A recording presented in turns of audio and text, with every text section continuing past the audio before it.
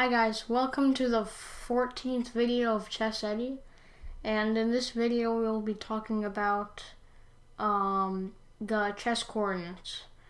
Chess coordinates help the players annotate and record their move down, and also specifically know where the pieces are on the board.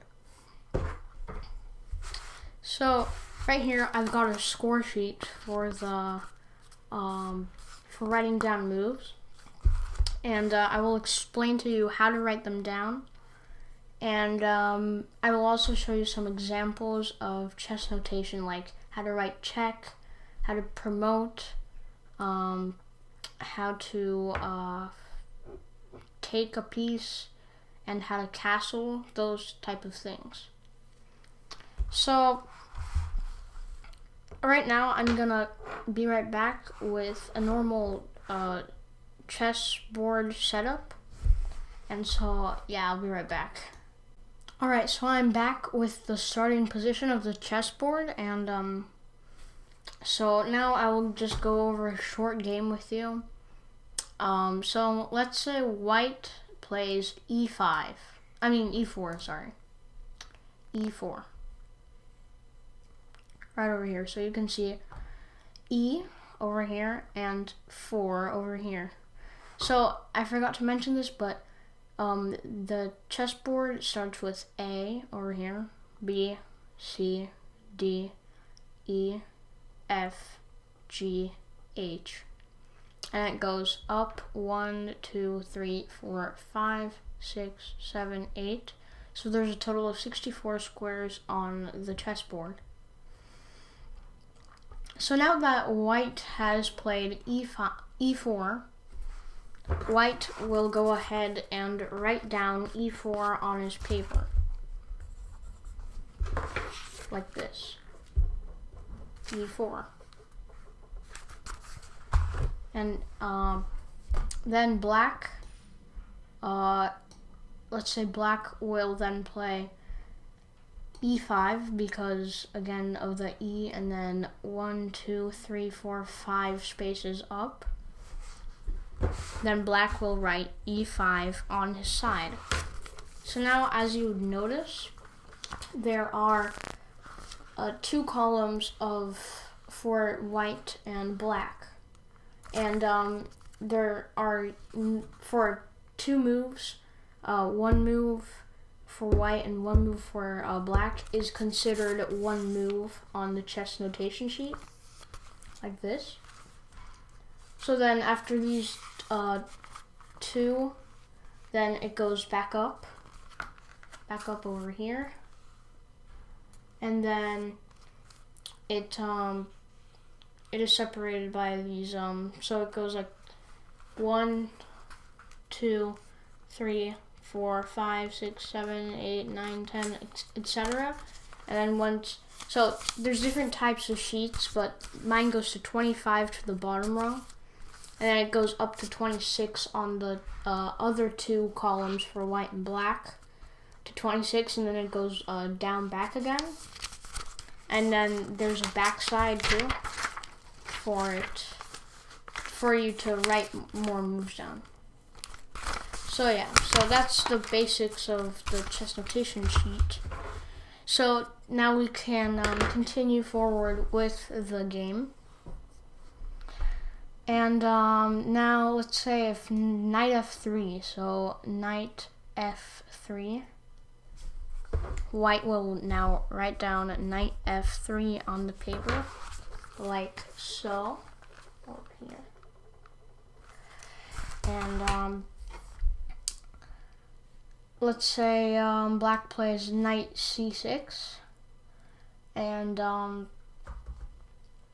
c6, black will write down the following, and then it just goes on and on. So knight c3, c3. So you never write down the number first and then the letter. You always write down the letter and then the number. So it's kind of like in math, where you have the x-axis and the y-axis for the coordinates, X always comes first while Y always comes second. So yeah, that's basically how it works. So so now I'm gonna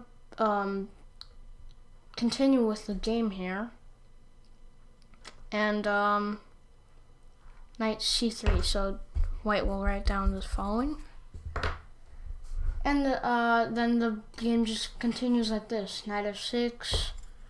Write it down, and then so you know how there's 4 quadrants on the graph in math, on the actual graph in math, and think of this as quadrant 2. So the y-axis being this side and the x-axis being this side. So -1, -2, -3, -4, -5, -6, -7, -8.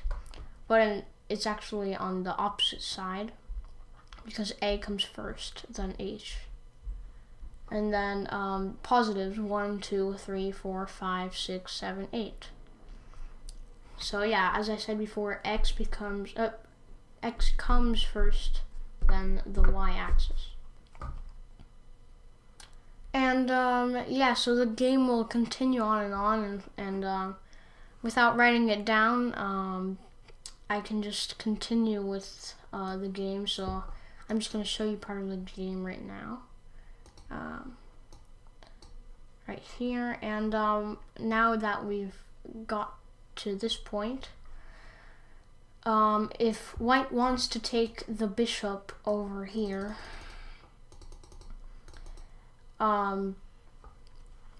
then white will then write bishop takes e6, because the black bishop on e6 was there, so then white would have to take the bishop on e6. So you would write the following. Let me just circle it. You would write the following like this. Sorry, I made a few mistakes there. So you would write bishop in caps, capitalized B, and then you would write a tiny x for taking a piece, and then you would write the coordinate of the piece that is being taken. So that would be bishop x, or takes e6. And yeah, so if I want to go back a move, and then white doesn't decide to take, but actually decides to castle, like this, kingside, he would have to write 0-0. So I'm just doing it in a random order right now, just so you can see it better. So that would be 0-0, like that, for writing down castle and kingside. So that would be the same thing for both sides. 0-0 for black, 0-0 for white. But if white would want to castle queenside, however, let me just move these pieces randomly, then white would, so writing down the following move, white would write it down 0-0-0. So let me just make a note there.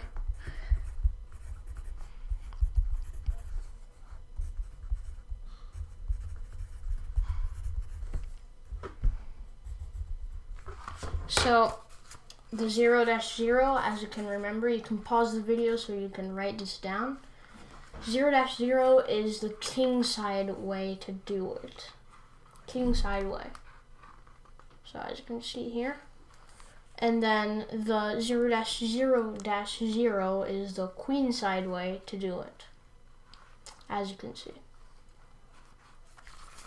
So yeah, so let me just put the pieces back here, and so I'm just gonna continue with the game here, just to let you see how to check in the following. So I'm just gonna move here randomly just to show you. And now white has to move knight X, or takes C7. C7. X, Y axis. And to write check down, you would put knight in capital N, X, for this move, you would put knight X, C7, and then a little plus sign at the end of the notation as the following appears. Just like that. So, so I'm gonna come up with another example now, and I'll be right back. Okay, so I'm back with this example, and it's a pretty funny position because this position will not most likely become a real position in the chess world. And so right now I'm going to teach you how to take or annotate while taking with pawns. So right here we have the black pawns on the 7th rank over here, 7th rank, and the white pawns on the 6th rank right here. So as you can see here, all pawns are attacking all the other pawns.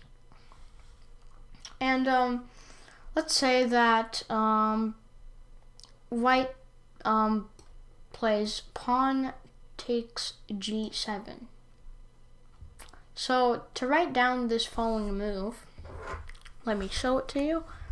You would write H takes G7, like this. So pawns are never capitalized, and you would put the pawn's coordinate at first, and then the tiny x again, G7. So the G7 in this case would be the coordinate of the taken pawn on G7. So same thing with the other pawn. So if black would take here, then that would be F takes E6. So the F would not be capitalized, and then tiny x, and then E6. And so now if white would be able do pawn takes C7 check, it would be D takes C7 check, like this. So the D isn't capitalized, and then the X, C7, and then the plus mark, the addition mark. And so I will be right back with an example of the names of pieces in the notation world, as you can say. So I'll be right back. Alright, so I'm back with the example. And so in the coordinate or notation sheet, to make the move down of any piece, you would always put, K for king, capital K for king, capital Q for queen, capital B for bishop, capital N for knight. I know it's spelled K-N-I-G-H-T, but it's actually N on the coordinate notation sheet. And R for rook. So for the pawns, however, it's different, as I explained to you before. So you would always write the square that the pawn is on. So for example, right now, this pawn would be on F5. So I write F5 and then, F5 or F6 if I want to move forward with this pawn. Then I'll put F takes the coordinate of the piece that it's taking. So pawns might be a little more difficult to remember. So you should study it with maybe some different beginner books. And yeah, so that was my notation video, and I hope you learned something.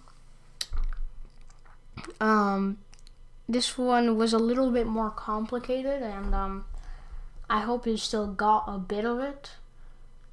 It was also a bit complicated to explain because of the different ways that you can write. So yeah, so I hope you learned something, and if you didn't, then study it on different books if you want to, and always continue to play chess, because for me it's fun right now. And so subscribe to my channel, like this video, and I will see you on my 15th video. So bye.